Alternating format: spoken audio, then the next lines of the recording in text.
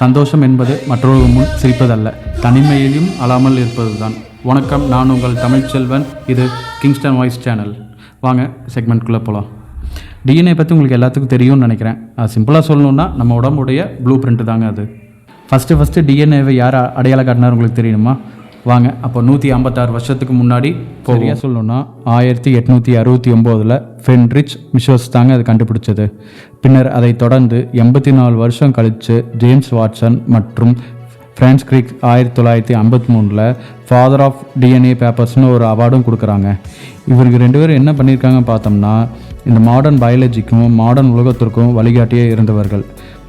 கடந்த வருஷம் வரைக்குங்க சுமார் 3,54,000 பேப்பர்ஸ் சப்மிட் பண்ணியிருக்காங்க ஜெனட்டிக்ஸ் சம்மந்தம். வரும் காலங்களில் ஏஐ மற்றும் டிஎன்ஏ சேரப்போகுதுங்க.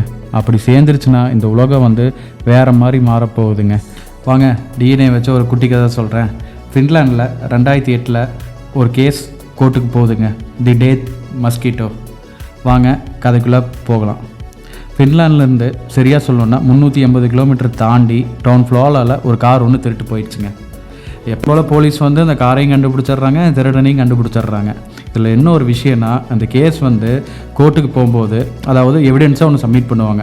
எவிடன்ஸாக ஒன்று சப்மிட் பண்ணுறாங்க. அது எப்படி காரோட திருடனை கண்டுபிடிச்சாங்கன்னா, ஒரு இறந்த கொசுனாலைங்க, ஒரு இறந்த கொசுவை டிஎன்ஏ சர்ச் பண்ணி அதில் லிஸ்ட்டில் இருக்க பேரை வச்சு கண்டுபிடிச்சி திருடனையும் கண்டுபிடிச்சி தண்டனையும் வாங்கி கொடுத்துட்றாங்க. இந்த கேஸ் ஃபின்லாந்து கவர்மெண்ட்டுக்கு ஒரு விசித்திரமான ஒரு கேஸுங்க.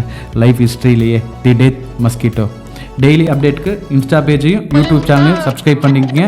இது கிங்ஸ்டன் வாய்ஸ் சேனல். நன்றி.